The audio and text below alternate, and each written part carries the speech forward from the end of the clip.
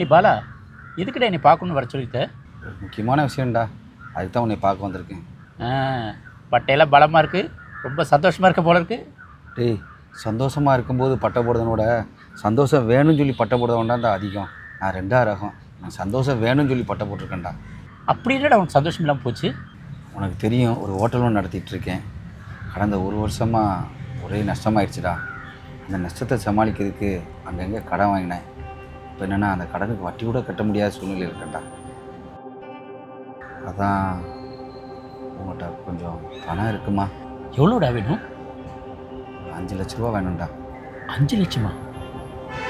ஏதோ 5000 10,000ன்னு சமாளித்து கொடுத்துருவேன். அவ்வளோ பணம் என்கிட்ட இல்லையேடா. இல்லை, ஒரு ஆள் எனக்கு ஒரு 5 லட்ச ரூபா தாரேன்னு சொல்லியிருக்காரு. அப்புறம் என்னடா, அதை வாங்கி எல்லா கடையும் அடைச்சிட வேண்டியது தானே? யாராவது உங்களுக்கு தெரிஞ்ச ஆள் சாட்சி கையெழுத்து போட்டால் நான் பணம் தாரேன்னு சொல்லுதாருடா. அதுக்கு என்னடா, நீ என் ஃப்ரெண்டுடா. எங்கே வரணும் எப்போ வரணும்னு சொல்லு, வந்து நான் கையெழுத்து போடுறேன். டேய், ரொம்ப சந்தோஷம்டா. வாழ்க்கையில் உன்னை மறக்கவே மாட்டேன்டா. சொந்தக்காரங்க எல்லாருமே கைவிட்டாங்கடா, யாருமே எனக்கு உதவலை. நீ தான்டா எனக்கு உதவுதுன்னு சொல்லியிருக்க. ரொம்ப சந்தோஷம்டா. நீ ஃப்ரெண்டுடா, இது கூட செய்ய மாட்டேனா நான்? சரிடா. ஏங்க, உங்கள் ஃப்ரெண்டு பாலாவை பார்க்க போகிறேன்னு சொன்னீங்க, பார்த்துட்டு வந்துட்டிங்களா? பார்த்துட்டேம்மா. அவன் ஏதோ பண கஷ்டத்தில் இருக்கானா, பணம் கொடுத்து உதவி பண்ண முடியுமான்னு கேட்டான். எவ்வளவு? 5 லட்ச ரூபா. 5 லட்சமா? அதானே, நம்மக்கிட்டே இது அவ்வளோ பணம், அதான் இல்லைன்னு சொல்லிட்டேன். ஆனால் அவனுக்கு யாரோ பணம் கொடுத்து உதவி பண்ணுறேன்னு சொன்னாங்களாம். என்னை ஜாமீன் கையெழுத்து போட முடியுமான்னு கேட்டான். நீங்கள் என்ன சொன்னீங்க? சரின்னு சொல்லிட்டேன். ஏங்க, அவரே ஏதோ கஷ்டத்தில் இருக்காருன்னு சொல்கிறீங்க. நீங்கள் ஜாமீன் கையெழுத்து போட்டு அவர் கடன் வாங்கி கொடுத்து அவர் கட்டலைன்னா நம்ம தானே கட்ட வேண்டியது வரும். நான் கேள்விப்பட்டிருக்கேன், கடன் வாங்கினவங்க கட்டலைன்னா ஜாமீன் கையெழுத்து போட்டவங்க தான் திருப்பி கட்டணுமாம்மா. அப்படிலாம் ஒன்றும் ஆகாதுமா, நம்ம பாலா தானே, அதெல்லாம் கரெக்டாக கட்டிடும். என்னங்க நீங்கள் இப்படி சொல்கிறீங்க? எனக்கு என்னமோ அது சரியாக படலை. எதுக்கும் நீங்கள் ஒரு வாட்டி 2 வாட்டி நல்லா யோசனை பண்ணுங்க. சரிம்மா. ஏய் பாலா, சொல்டா. டேய், ஒரு சின்ன உதவிடா. என்னடா? இந்த மாதம் என்னால் வட்டி கூட கட்ட முடியாத சூழ்நிலை இருக்கேன்.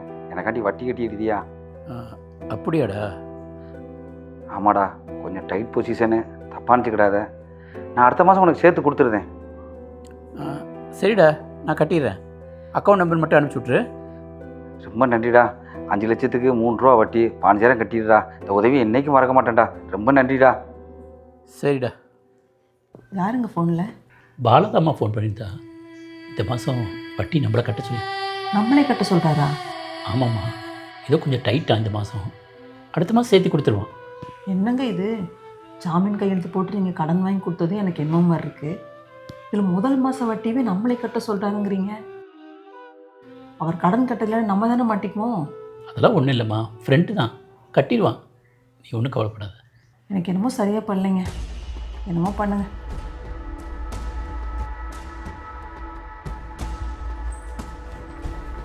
யாருங்க? யாருங்கவா? வேல்முருகன் ஃபைனான்ஸ்லேருந்து வரோம். சொல்லுங்கள். கடன் வாங்கினா வட்டி கட்ட மாட்டீங்களா? ஆ, வீடு தேடி வந்து கேட்டால் தான் கொடுப்பீங்களோ? கடனா? நான் எதுவும் வாங்கலையே. நீங்கள் எதுவும் வாங்கலை சார், ஆனால் உங்கள் ஃப்ரெண்டு வாங்கினா அப்படி இல்லை. நீங்கள் ஜாமீன் கையெழுத்து போட்டிங்களே, ஞாபகம் இல்லையா? ஜாமீன்? 4 மாதத்துக்கு முன்னாடி உங்கள் ஃப்ரெண்டு 5 லட்ச ரூபா எங்கள் ஃபைனான்ஸில் வாங்கியிருக்கிறார். கூட வந்த நீங்கள் ஜாமீன் கையெழுத்து போட்டிருக்கிறீங்க. அப்போது உங்ககிட்ட கேட்கலாம் தானே? ஆ, ஆமாம். 3 மாசமா வட்டி கட்டல. இப்போ யார் கட்டுவா? ஆ, கட்டலைங்களா? நான் அவனை கட்ட சொல்லிடுறேங்க. சொல்லுவீங்க சொல்லுவீங்க, கேட்கறக்கு அவர் இருக்கணும்ல. அவர் தான் இல்லையே. ஆள் எங்கே ஓடி எஸ்கேப் ஆனானே தெரியலையே. ஆ, எல்லாம் ஃபோன் பண்ணி பார்த்துட்டோம், ரீச் பண்ணி பார்த்துட்டோம். ஒரு வாரமாக ஃபோனு கால் நாட் ரீச்சபிள் சுவிட்ச் ஆஃப். வீட்டுக்கு போய் பார்த்தா வீடை காலி பண்ணி 1 மாதம் ஆகுதாமா. கடை 2 மாதமாக பூட்டியாக இருக்குதாமா. அப்புறம் நாங்கள் என்ன பண்ணுறது? பணத்தை கொடுத்துருக்குறோமே, பணத்தை வாங்கி தானே ஆகணும். அப்போது ஜாமீன் கையெழுத்து போட்டு நீங்கள் இருக்கிறீங்க, உங்கள்கிட்ட தானே கேட்கணும். என்ன சொல்கிறீங்க சார்? ஜாமீன் கையெழுத்து போட்டிருக்கிறீங்க, பணத்தை நீங்கள் தான் தரணும். அது அக்ரிமெண்ட்லேயே இருக்குது, படித்து பார்த்து நீங்கள் தான் கையெழுத்து போட்டுருக்கிறீங்க. இப்போ என்ன பண்ணுறீங்க? 3 மாதத்துக்கான வட்டி 45,000 இன்னும் 2 நாளில் செட்டில் பண்ணுறீங்க. அப்புறம் மாதம் 1 லட்சம் 1 லட்சம் 1 லட்சம் 1 லட்சம் 5 மாதத்தில் கட்டி முடிச்சிருங்க. இதை உங்கள் நல்லதுக்காக தான் சொல்கிறோம். ஜாமீன் கையெழுத்து போட்டிங்கிற ஒரே காரணத்துக்காக தான் மரியாதையாக பேசிகிட்டு இருக்கோம். வேற மாதிரி டீல் பண்ண வச்சிடாதீங்க. வரோம். 2 நாளில் வட்டி காசு வரணும்னு சொன்னோம்ல, 1 வாரமாச்சு இன்னும் வரல. எங்கும் புருஷன் சோத்து கொண்டு வழி இல்லாம இல்லையே. அங்கே பிச்சையா கேட்டோம், கொடுத்த காசு தானே கேட்டோம். அதை கொடுக்க இப்படி வலிக்குதா? நல்லா பக்கனையா வாங்கி வீட்டுக்குள்ள இருந்துப்பீங்க, நாங்க உங்களை தேடி வந்து வாங்கிட்டு போகணும். அப்படி வந்தாலும் கொடுக்கறதுக்கு உங்களுக்கெல்லாம்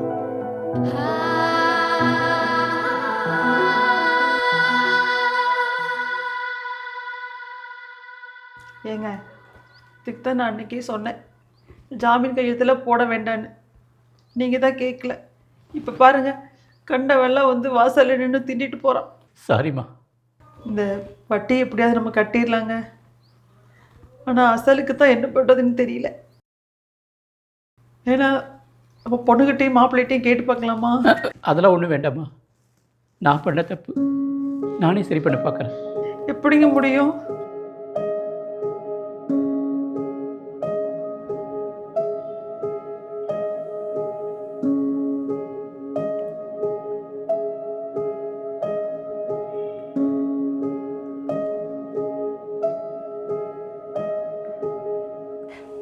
விஜி, விஜி சொல்லுங்கள். வட்டி பணம் கட்டிட்டேன் விஜி. வட்டி பணம் கட்டிட்டீங்களா? எப்படிங்க? நெட்டு பார்த்துட்டே இருந்தேன்னா அதில் லோன் ஆப்னு ஒன்று வந்துச்சு. அதை கிளிக் பண்ணேன். 5 நிமிஷத்தில் லோன் சேங்ஷன் ஆகுன்னு சொன்னான். சரி என்னன்னு போய் பார்த்தா பேன் நம்பர் ஆதார் நம்பர்லாம் கேட்டான். கொடுத்தேன். உடனே ஓகே ஆயிடுச்சு. அதை எடுத்து வட்டி பணம் கட்டிட்டேன். ஏங்க ஃபோனில் கடன் வாங்கினேன்னு சொல்கிறீங்க, நம்மளுக்கு எதுவும் பிரச்சனை வந்துடாதுல்ல? அதெல்லாம் ஒன்றும் வராது விஜி. இந்த மாதிரி கண்டவெல்லாம் எவனும் வீட்டு வாசப்படி ஏற மாட்டான் இனிமேல். அப்புறம் அசல் எப்படிங்க கட்டுறது? இதே மாதிரி இன்னும் நிறைய ஆப் இருக்குது. அதிலெல்லாம் கொஞ்சம் கொஞ்சமாக எடுத்து எப்படியாவது நம்ம கட்டி முடிச்சிடலாம். முதல்ல இவங்க பிரச்சனையை முடிச்சிடலாம் விஜி. இவங்க பிரச்சனை முடிஞ்சால் சந்தோஷங்க. ஆனால் நம்மளுக்கு எதுவும் பிரச்சனை வந்துடக்கூடாதுங்க. அதெல்லாம் ஒன்றும் வராது விஜி, நான் பார்த்துக்கிறேன்.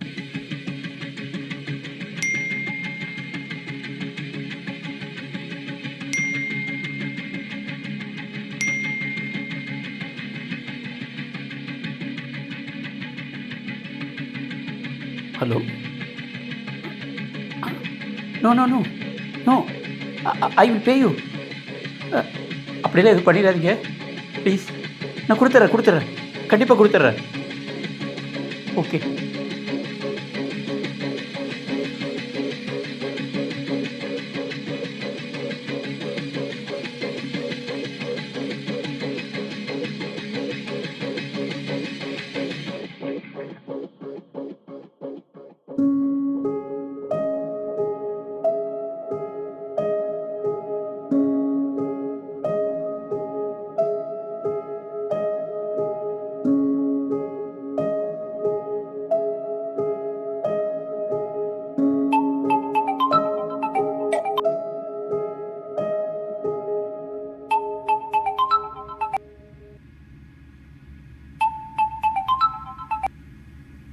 ஹலோ சித்தப்பா, நான் அருண் பேசுகிறேன் சித்தப்பா.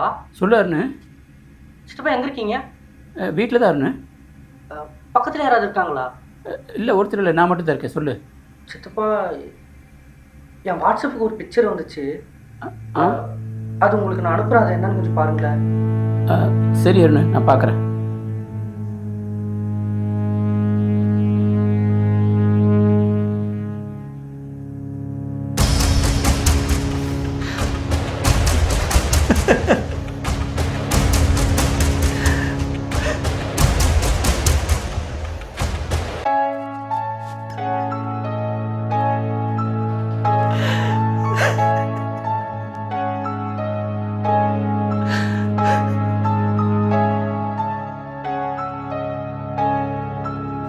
பாப்பா,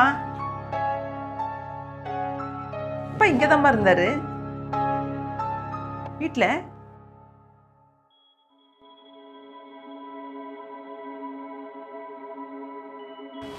ஏங்க என்னங்க, ஏங்க என்னங்க, என்னங்க,